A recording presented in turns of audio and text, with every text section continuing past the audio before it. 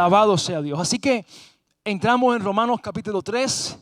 Hermanos, yo quiero compartirle personalmente que este tiempo de predicación ha sido, para mi vida, ha sido muy revolucionario. Ha sido algo que Dios está produciendo con respecto a la santidad y con respecto a la vida más enfocada en Cristo. Y es mi deseo que también usted pueda ocurrir lo mismo con usted. El título de esta predicación en esta tarde es Una aguja en el pajar. ¿Cuánto han escuchado esa frase? Una aguja en el pajar, ¿verdad? No habla más que algo difícil de encontrar, pero que cuando lo encuentras, ¿qué cosa? Te hinca o pincha, quizás para otras culturas, ¿verdad? Una aguja en el pajar. Es como le he puesto Romanos 3:21 al 31 en esta tarde. Y usted toma ahí listo para tomar algunas notas de algunas notas que he traído en esta tarde y podamos compartir la palabra del Señor. Hoy el Señor nos va a seguir hablando. Y dice su palabra en Romanos 3:21 al 31. Pero ahora, aparte de la ley, se ha manifestado la justicia de Dios, testificada por la ley y por los profetas. La justicia de Dios por medio de la fe en Jesucristo para todos los que creen en Él, porque no hay diferencia. Por cuanto todos pecaron y están destituidos de la gloria de Dios y son justificados gratuitamente por su gracia, mediante la redención que es en Cristo Jesús, a quien Dios puso como propiciación por medio de la fe en su sangre, para manifestar su justicia a causa de haber pasado por alto en su paciencia los pecados pasados, con miras a manifestar en este tiempo su justicia, a fin de que Él sea el justo y el que justifica al que es de la fe de Jesús. ¿Dónde pues está la jactancia? Queda excluida. ¿Por cuál ley? ¿Por la fe de las obras? O sea, ¿por la de las obras? No, sino por la ley de la fe. Concluimos pues que el hombre es justificado por la fe sin las obras de la ley. ¿Es Dios solamente Dios de los judíos? ¿No es también Dios de los gentiles? Ciertamente también de los gentiles, porque Dios es uno y Él justificará por la fe a los de la circuncisión y por medio de la fe a los de la incircuncisión. Luego, ¿por la fe invalidamos la ley? De ninguna manera, más bien confirmamos la ley. Señor, te damos gracias en esta tarde bendecida. Padre, gracias en esta tarde, Señor, donde podemos respirar tus misericordias que son nuevas cada mañana. Padre, este texto, Señor, que ha sido punto de partida, Señor, para reformas y para transformaciones, te pido, Señor, que sea un punto de partida para nosotros también. Que sea el punto de reinicio para muchos hermanos acá. Que sea el punto de reencuentro contigo, Señor, para muchos acá. Y que hoy tú abras, Señor, los ojos espirituales de hermanos acá, Señor, para que no caminemos en la ceguera ni la ignorancia, sino a la luz de tu evangelio. Señor, guíame. Y no me permitas, Dios, añadir ni, Señor, ni quitar nada, pues tu palabra es completa, es verdadera, Señor, y es santa. En el nombre de Jesús. Amén y amén. Cuando leemos Romanos 3, del 21 al 31, vemos que hay una conexión con lo que veíamos el domingo pasado. ¿Verdad? Veíamos que a los judíos Pablo les les expone que también ellos entran en el grupo, en el combo de los que serán, ¿qué cosa? Juzgados. ¿Verdad? Lo veíamos el pasado domingo. Pablo comienza, como vimos, desde lo más malo, desde la prisión de alta seguridad, desde la prisión, ¿verdad? Estaba viendo hace un tiempo la prisión que sea probablemente la más grande de toda Centroamérica, hecha en El Salvador, ¿verdad? Y allá, bueno, hay hermanos de El Salvador acá, el Señor les bendiga muchísimo. Y una prisión de máxima seguridad donde van a estar los capos principales, los jefes de jefes de los jefes de los jefes van a estar ahí, de terrorismo. Y yo veía tanta organización, ¿verdad? Y yo decía, bueno, si es por causa del pecado y delante de Dios, entramos toda la humanidad en esa categoría, ¿verdad? Por causa del pecado y por causa de cómo le hemos fallado al Señor. Deberíamos estar en una cárcel de máxima seguridad, ¿verdad? Ahora, Dios, Pablo está hablando y primeramente toca este grupo grande. Después va bajando, no en nivel, sino va a otro grupo y es a los gentiles. Entonces en Romanos 3 entra a los judíos. Ahora, interesante que Pablo comienza el 21 diciendo algo que puede quizás, si no lo ha hecho, te pido que leas ahora para que capte tu atención. Dice, pero ahora, aparte de la ley, ¿verdad? Dice, aparte de la ley, lea usted conmigo en su Biblia, aparte de la ley, se ha manifestado la justicia de Dios. O sea, Pablo está diciendo, además de la ley, ahora se ha manifestado la justicia de Dios. Es como que no es... como que la ley estaba, pero estaba incompleta, no estaba completa la justicia de Dios, ¿verdad? Y dice después, testificada por la ley y por los profetas. O sea, todo el antiguo pacto, ¿quiénes son la ley y los profetas? Si usted piensa ahora mismo en la ley, y le digo, piense en un hombre que le venga a su mente cuando piense en la ley del Antiguo Testamento. ¿Quién es? Moisés, ¿verdad? Y ahora, si le digo, piense en un hombre que le viene a su mente cuando usted escucha la palabra profetas. ¿Quién le viene a su mente? Elías.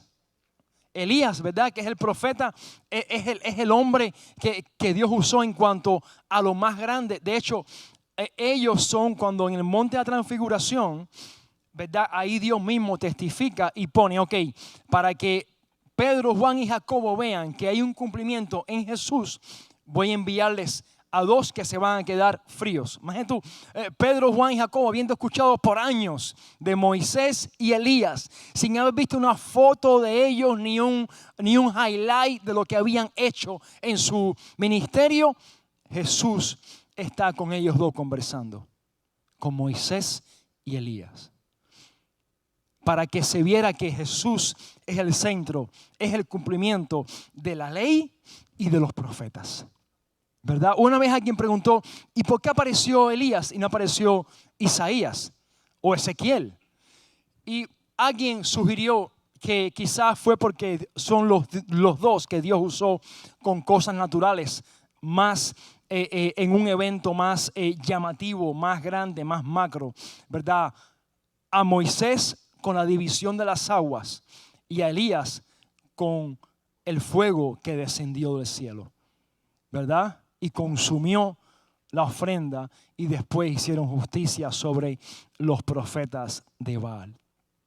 Así que la ley y los profetas juntos confirman que Jesucristo es el Señor, es el cumplimiento. Ahora, Pablo habla de dos palabras que hasta ahora él no las había tocado en los capítulos anteriores. Y es la palabra justificación y la palabra propiciación. Y yo sé que en la iglesia hispana moderna, hermanos, se escucha más hablar de declarar y confesar que de propiciación. Se escucha más de hacer y de recibir y de sembrar que de propiciación. Usted le habla a alguien y dice, hermano, a un hermano que lleva años en el evangelio, ¿qué es la propiciación? Yo no sé, eso es para los que estudian teología. No, hermano, yo te quiero decir, Pablo quiere que entendamos qué es la propiciación. Porque la propiciación, hermano, es una noticia maravillosa. Es una noticia, hermanos, que hoy queremos como a desempacarla, ¿verdad? Desempacar esta palabra para que nos sea de ánimo en esta tarde y nos vayamos alegres de saber qué significa propiciación. Quiero que vayan conmigo a su Biblia al libro de Génesis, capítulo 6. Génesis, capítulo 6 en esta tarde. Génesis capítulo 6, verso 6.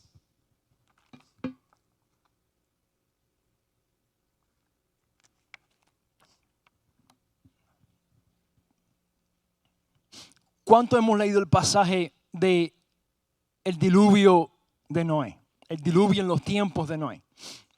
¿Verdad? Este es uno de los pasajes, hermanos, que a veces le pasamos por arriba y no queremos leer mucho. O nos es suficiente con haber visto unos animados, una película y ya no, pero no reparamos en dos eventos que ocurren acá que van a marcar y van a tener su impresión, o sea, van a ser impresos después en el Nuevo Testamento. Génesis 6:6 dice: y le pesó al Señor haber hecho al hombre en la tierra. Y sintió tristeza en su corazón. Y el Señor dijo: borraré de la faz de la tierra al hombre que he creado, desde el hombre hasta el ganado, los reptiles y las aves del cielo, porque me pesa haberlos hecho. Mas Noé halló, ¿qué cosa? Gracia ante los ojos del Señor. Note usted la palabra y sintió tristeza. ¿Dónde? En su corazón. Así que vienen las aguas, viene el diluvio, ¿verdad? Dios arrasa con todo lo que tiene aliento en la tierra, excepto esta familia. Y sabemos un par de cada animal, de cada animal que Dios ha creado en el arca. ¿Verdad? Hay una historia cómica que dice cuál fue el último animal que Dios entró al arca. Y a ver, ¿cuál fue el último animal? Entonces se dice que la historia, el chiste, es que fue el delfín. ¿Verdad? El delfín.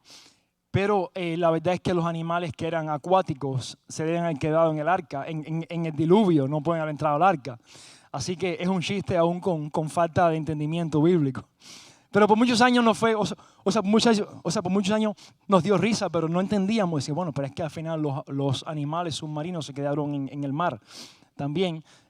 Pero la verdad es que eso, yo le exhorto a ir al arca de Noé, la réplica que está en Kentucky.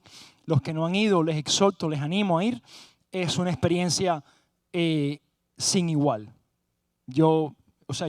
Llevé a mi familia, cometí el error de ir en diciembre, en Christmas, y cometí el error porque hacía mucho frío. De tal forma que cuando fuimos a salir, queríamos entrar al arca de nuevo. Queríamos quedarnos en el arca hasta que pasara el diluvio del frío que había en Kentucky. Pero les animo a ir. Usted puede escuchar el audio mientras camina, el audio como si hubiera un oleaje afuera y todo este ambiente que ellos recrean. Dios manda el diluvio y después del diluvio, aparentemente la ira de Dios, ¿qué pasa? Se aplacó la ira de Dios después con el diluvio, porque dicen que sintió tristeza en su corazón. Entonces, ¿cuál es el momento que Dios, esta tristeza se le aplaca y siente gozo de nuevo? ¿Cuando barrió con la humanidad? No. Leamos Génesis 8:21. En Génesis 8:21, Noé presenta una ofrenda delante de Dios. Y note lo que dice la palabra en Génesis 8:21. Y el Señor percibió el aroma agradable de la ofrenda y dijo el Señor para sí: nunca más volveré a maldecir la tierra por causa del hombre, porque la intención del corazón del hombre es mala desde su juventud. Mas nunca más volveré a destruir todo ser viviente como lo he hecho. Génesis 8:21 y leemos también, voy también a leer el Génesis 22 en esta tarde, porque quiero que veamos, hermanos, que el juicio de Dios sobre cuando usó el diluvio, su gozo no estuvo en que los hombres murieron. Su gozo estuvo en la ofrenda que subió y aplacó su ira. Versículo 20. Luego edificó Noé un altar a Jehová y tomando de todo animal limpio y de toda ave limpia ofreció holocausto en el altar. Al percibir Jehová el olor grato, ¿verdad? O olor agradable en otra versión, dijo en su corazón: no volveré a maldecir la tierra por causa del hombre, porque el corazón del hombre se inclina al mal desde su juventud, ni volveré a destruir todo ser viviente como he hecho. Mientras la tierra permanezca, no cesarán la sementera y la siega, el frío y el calor, el verano y el invierno, el día y la noche. Dios lo ha dicho y así ha sido hasta el sol de hoy. Amén. Así que cuando usted vea ese arco iris, ¿verdad?, maravilloso que se refleja en la Florida, yo sé que tenemos la mente llena de filosofía, llena de ciencia, y usted tenga yo sé que viene la batalla esa de, no, es el resplandor, es lo que me enseñaron, es el prisma que pasa por medio, usted diga, bueno, sí, pero es la promesa de Dios de que nunca más habrá un diluvio que barra con la tierra. ¿Y por qué le exhorto eso? Porque siempre tendremos, ¿verdad?, una batalla interna. Recuerdo que estudiando en el seminario vimos que con el renacimiento de las artes, ¿verdad?, los pintores antes no ponían sus nombres en las pinturas, ¿verdad? Ellos en la Edad Media no lo ponían, hacían los dibujos, ¡pum! Pero cuando comenzó el Renacimiento y comenzó todo este tema, ¿verdad?, de el hombre como ser principal, como epicentro de todas las cosas, entonces comenzaron a poner los nombres a las pinturas. Pero eso antes no existía. Porque ellos decían que todo don, todo talento era dado por Dios y que Él recibía la gloria.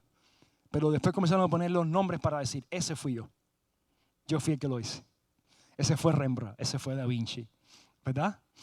Así que vemos ahí también cómo con el pasar de los años el hombre ha querido robarle la gloria a Dios y apuntar todo a su capacidad. Amén. Así que, ¿qué es lo que trajo alegría al corazón de Dios? ¿Fue a barrer con la humanidad? No, fue la ofrenda que trajo Noé. Dice, y Dios sintió olor agradable, sintió olor grato. Sintió olor y sintió una vez más, se sintió alegre y dijo, no lo haré de nuevo porque ellos van a hacer lo malo de nuevo. Son malos desde su juventud. Así que, hermanos, aquí vemos entonces un ejemplo no de justificación, pero vemos un ejemplo que Pablo nos está diciendo en Romanos capítulo 3 para que podamos entender que la ira de Dios, ¿verdad?, debía ser aplacada, debía ser apaciguada. Hay una frase que puse acá. El hecho que la justificación sea gratis no significa que sea barata.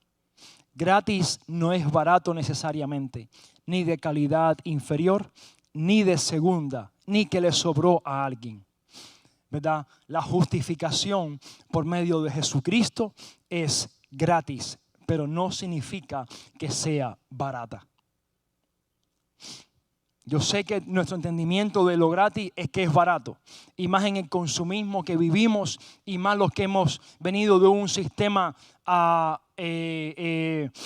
totalitario, dictador, donde supuestamente las cosas gratis, hay cosas gratis. Recuerdo que una vez fuimos convocados para ir al servicio militar obligatorio en mi país y nos estaban diciendo todo lo que nos iban a dar, rectifico que era obligatorio, ¿verdad?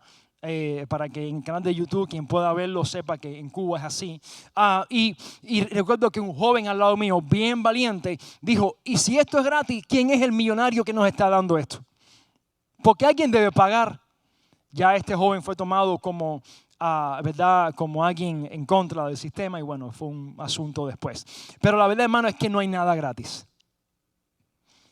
No hay nada gratis. Hubo alguien que pagó el precio, hubo alguien que lo produjo, hubo alguien que lo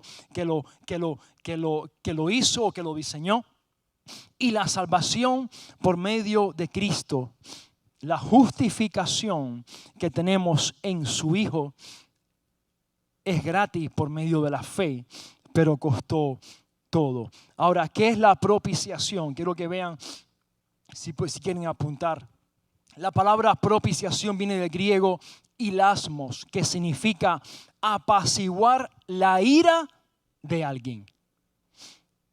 Significa apaciguar la ira de alguien. Significa satisfacer una parte que esté enojada. Usted quiere apaciguar la ira de las esposas, hermanos, friegue en su casa y lave las vajillas. Usted estará apaciguando una ira tremenda, ¿verdad? O arregle el dishwasher, que funciona a la perfección. Estoy seguro, hermano, que muchos problemas se van a ahorrar.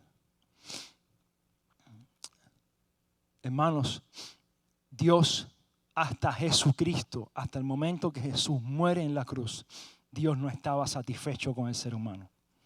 Había una ofrenda que faltaba para que subiera al trono de Dios y le diera olor fragante y dijera, ahora sí, ahora sí. Por eso es que Jesús muere en la cruz y dice, consumado es. Por eso es que los cielos se tornan de gris, los cielos se tornan oscuros, la tierra completa se oscureció, porque el pecado tuyo y mío cae sobre Jesús, cae sobre sus lomos, sobre su hombro, su trapecio, cae sobre él de forma radical, para que ahora la ira que tú y yo nos merecíamos, Jesús la absorbió, Jesús la tomó.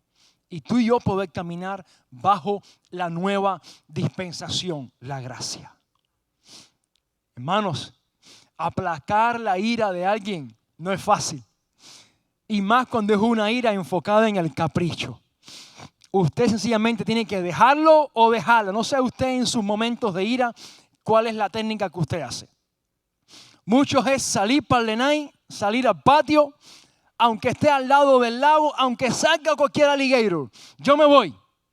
O te vas o quizás el cónyuge te dice, sal un ratico. Sal para que desconecte. No sé cuál técnica es usted, pero ya a esta edad debe tener una técnica, hermano. Si no en su casa aquello es una ola de virguillo. ¿Verdad?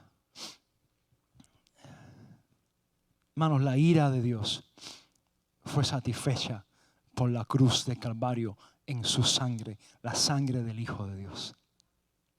¿Verdad? Eso es la propiciación. Así que, ¿qué es la propiciación?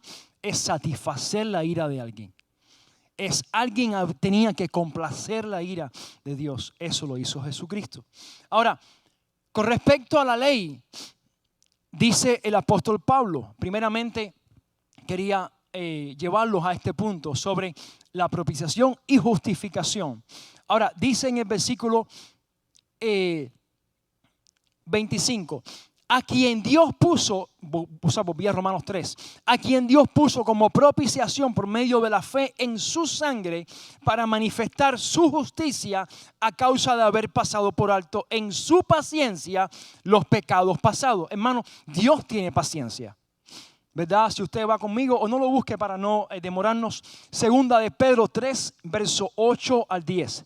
Segunda de Pedro 3, verso 8 al 10 dice, pero amados, no ignoréis esto, que para el Señor un día es como 1000 años y 1000 años como un día. El Señor no se tarda en cumplir su promesa, según algunos entienden la tardanza, la tienen por tardanza, sino que es paciente para con nosotros, no queriendo que nadie perezca, disculpe, aleluya, sino que todos procedan al arrepentimiento. Pero el día del Señor vendrá como ladrón en el cual los cielos pasarán con gran estruendo y los elementos serán destruidos con fuego intenso y la tierra y las obras que hay en ella serán quemadas. El Señor es paciente, no queriendo que ninguno se pierda, sino que todos procedan al arrepentimiento. Hermanos, en el cielo tendremos dos sorpresas. Veremos a personas que jamás pensaste que podrían ser salvos. Y no verás a algunos que pensaban que en la tierra eran salvos. Verás a gente que tú decías, fulano, Dios lo salvó. Pero procuremos ser de los que perseveramos, para sea que no veamos al que esperabas, o sea que veas al que te sorprenda, estemos nosotros ahí. Amén. Así que preocupémonos ahora por perseverar. Y las sorpresas, el Señor las sabrá. Alguien decía que uno de los beneficios del assignment, un gran beneficio que tienen, es que todos los días conocen gente nuevas. ¿Verdad? En el cielo conoceremos gente nuevas. Pero lo mejor es que perseveremos en el Señor para estar ese día con el Rey de Reyes. Y ser fiel hasta el final para que nos sea dada la promesa de vida. ¿Cuántos dicen amén? Alabado sea su nombre. Así que Pablo está ahora diciendo, los de la circuncisión y los de la incircuncisión, todos están bajo la misma ley. Todos merecen el juicio de Dios. Y dice después, por cuanto todos pecaron, ese es el versículo clave, ese versículo se usa para evangelizar en todas partes del mundo. Romanos 3:23, y es un pasaje que yo le exhorto a usted a aprenderlo de memoria. Romanos 3:23, por cuanto todos pecaron y están destituidos de la gloria de Dios, pero pueden ser justificados gratuitamente mediante la gracia que es en Jesucristo. Amén. Ahora, con esto, hermanos, estamos ahora mismo desempacando la justificación, ¿verdad? Y la propiciación. Y estamos también diciendo, hermanos, que no tienes que añadir nada. No tienes que añadir nada de las cosas, de las costumbres israelitas para traer a tu vida más salvación o más bendición. Todos son rudimentos y prácticas del judaísmo. El hecho de que las hagas, no estás por encima de un gentil allá en lo último de las Amazonas que abrió la palabra, la leyó, recibió a Cristo, camina en Cristo, no hay ninguna diferencia. El que se pone el kipá, el que guarda el sábado, el que hace cosas de judaísmo, no hay ninguna diferencia entre él a un indio, ¿verdad? Que está aislado de la civilización, que en las Amazonas abrió la Biblia, recibió a Jesús por la fe y vive en el Señor. No hay diferencia. Ninguno está mejor que el otro. Porque lo importante es tener a Jesucristo por medio de la fe. Y si tenemos a Jesús por medio de la fe, tenemos todo. Tenemos todo. Y Pablo está dando eso bien claro, hermanos, para que entendamos que Jesús, solamente Jesús, ¿verdad? Es el camino. Una de las 5 solas de la reforma es solo Cristo, sola fe. Son 5, sola gracia, sola escritura, solo a Dios la gloria, sola fe, solo Cristo. ¿Verdad? Quiero ponerles un video sobre un clip. Espero que salga bien acá, sale ahí ayudándonos. Es un clip, espero que se vea bien, de la película El Principito. No sé cuántos lo han visto, ¿verdad? Pero quiero que presten atención a esta escena del Principito. ¿Realmente crees que soy digna de la Academia Ware? Lo vas a hacer cuando el verano termine, porque ya diseñó un plan. Uy, justo a tiempo. Lo llamo tu plan de vida. ¿Plan de vida? Tu plan de vida. No vamos a dejar nada al azar. Todo está aquí, en orden de izquierda a derecha. Veámoslo con atención. El minuto de la hora del día, el día de la semana del mes, el mes del año de tu vida. No falta nada, ¿entiendes? Hasta tiene una gráfica con tus regalos de cumpleaños. Para tu 9º cumpleaños, amor, un microscopio. Perfecto para los estudios de biología en la academia. Ya lo envolví. ¡Wow! Sí, wow. Pero por ahora, toda tu atención debe enfocarse aquí. Tu primer día en tu nueva escuela. Tenemos 53 días de preparación que No parece mucho hasta que lo separas en horas. Son 1272 o minutos, 76.320. Solo entonces sabrás cuántas metas cumplir. Usarás esos minutos, horas y días siguiendo esto. Porque afrontémoslo. Tú vas a estar sola ahí, sin ayuda. Entonces, no podemos equivocarnos más. Recuerda la entrevista. Claro. Serás maravillosa cuando seas mayor. Gracias, mamá. Ya. Bueno, este clip es el principio de Principito, donde la mamá era escuetamente muy organizada y tenía un schedule para que su hija fuera a una academia de alto para estudiantes, ¿verdad? Muy inteligentes, una academia que no era para todos, y ella quería que su hija hiciera todos estos pasos para que se preparara para esta academia que era para niños súper aventajados. Y en este chart que vemos ahí, ella le desempaca todo lo que la hija debía hacer, ¿verdad? De lunes las 24 horas, a domingo todos los días, 24 horas a la semana, 365 días al año, para lograr que escuetamente se hacía todo esto, clasificaba entonces y podía ir a la academia que ella deseaba ir. Como ustedes ven, la cara de la niña era una cara de asombro, una cara de asusto, una cara impresionada porque sabía que estaba difícil la carga, ¿verdad? La niña, después vemos los que han visto esta película que es basada en el libro de Principito, ¿verdad? Muy buena obra literaria. Vemos que ya después todo esto cambia con la historia de Principito y bueno, y al final tiene una enseñanza bastante agradable sobre la niñez y no violentar las etapas de los niños y dejar que también ellos sean niños también. Ahora, cuando vemos la ley, vemos algo parecido. ¿Qué cosa era la ley? Era un listado de cosas que se abrió así en tu rostro y decía, tienes que hacerlas todas una por una, ¿verdad? Ejercicio 1 con inciso A, B, C, D, E, de tal forma que no puedes fallar, porque si fallas, no vas a la academia, no recibes la bendición de Dios. Hermanos, era tan difícil seguir la ley que yo no sé cómo podría ser en estos tiempos ser un pastor en una iglesia donde se practica la ley. Porque según practicabas y hacías las cosas, te recibías méritos también. Así que te imaginas, aquí en la iglesia, vamos a poner un nombre, Nicolás, no hay ningún Nicolás acá, ¿verdad? Nicolás ha cumplido todas las semanas con las cosas de la ley. Llega el domingo acá, ¿cómo se siente Nicolás? Se siente animado el hombre, está contento. Porque ha cumplido muchas cosas de la ley, ha hecho los sacrificios, se arrepintió, se rasgó los vestidos, ¿verdad? Ha hecho todas las cosas. Pero llegó a Juana, no hay ninguna Juana acá, ¿verdad? Llegó Juana que no cumplió la ley en la semana. Le fue difícil, se complicó con muchas cosas. ¿Cómo llega Juana aquí? Llega por el piso. Llega con la autoestima como por el suelo. Llega como menos. Porque no hizo lo que había que hacer para lograr ser reconocida. La salvación por medio de Jesucristo te dice, no tienes que hacer nada. Él lo hace todo. Solamente pon tu fe en Jesucristo. Y todo lo que Jesús hizo, que hizo todos esos méritos, son puestos sobre ti ahora por gracia. Y entonces comienzas a caminar ahora, ¿verdad? Por la gracia de Dios, con el char ese lleno como si hubieras hecho todo. Comienzas a caminar ahora en el Evangelio.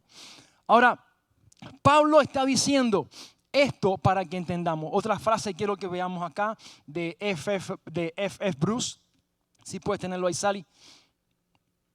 Dice, aquellos que han sido justificados están siendo santificados. Ahora voy a la segunda parte que también nos tiene que gustar.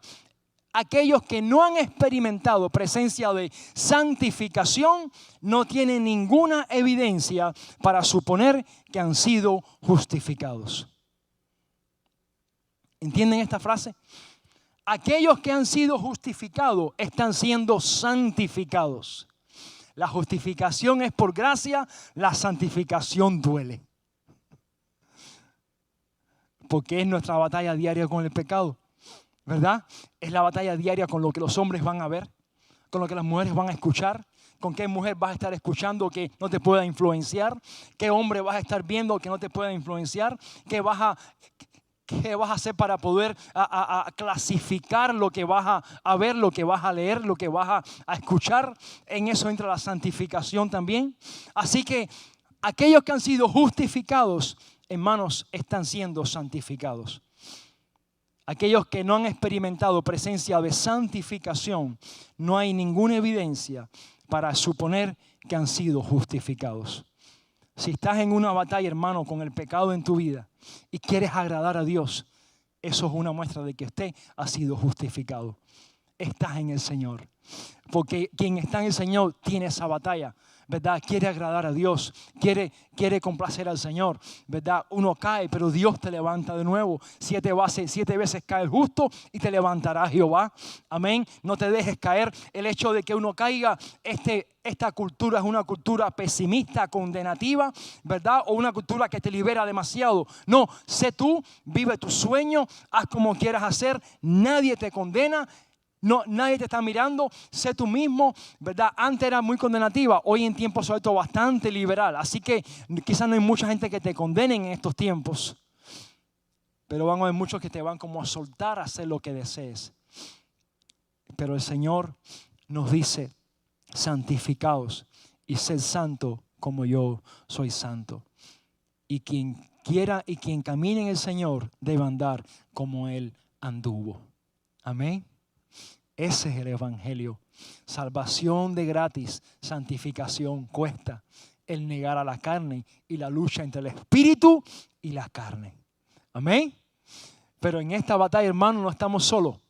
Cuando tú llegas a la iglesia y un hermano te dice, hermano, Dios te bendiga, eso Dios lo usa. Un abrazo de tu hermano, eso Dios lo usa para edificarte. Y lo usa para decirte, no estás solo en esta batalla. Estamos juntos como un ejército del Señor. Amén. Así que, hermanos, Pablo está diciendo, él sigue más abajo, verso 27. ¿Dónde está pues la jactancia? Dice Pablo, queda excluida. Verso 27. O sea, ¿dónde está exaltarse, verdad? A los judíos dice, ¿dónde está la jactancia? Ya está excluida. ¿Por cuál ley? ¿Por la de las obras? O sea, ¿por la ley de las obras queda excluida? No, sino por la ley de la fe. La ley de la fe en Jesucristo.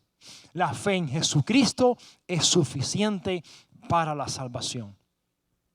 ¿Verdad? Es suficiente para la salvación. No hay que añadirle ni quitarle nada. Ahora, él continúa diciendo, ciertamente también, verso 29, ¿es Dios solamente Dios de los judíos? No, es también Dios de los gentiles. Ciertamente también de los gentiles. Porque Dios es uno y Él justificará por la fe a los de la circuncisión y por medio de la fe a los de la incircuncisión. A ambos serán justificados por medio de Jesucristo. Robert, si puede.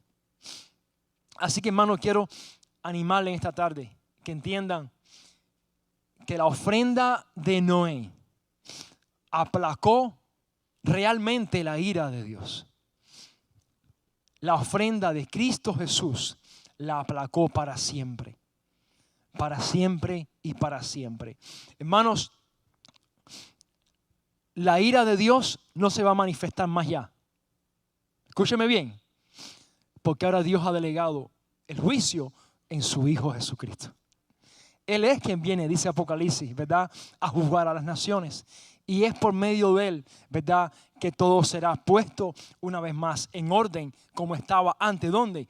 Antes en el huerto del Edén. Así que ahora por medio de Jesucristo tenemos tú y yo, hermanos, la buena noticia de ser amigos de Dios. Yo recuerdo cuando nos convertimos, empezamos a orar con grupos pequeños y siempre habían hermanos que cuando oraban decían usted. No sé a usted cuánto le pasó. Hermanos que empezaban a orar y decían, oh Padre, porque usted, Y un día le pregunté, hermano, ¿por qué? Y dice, no, es que tengo tanto respeto, tanta reverencia hacia Dios que le trato de usted.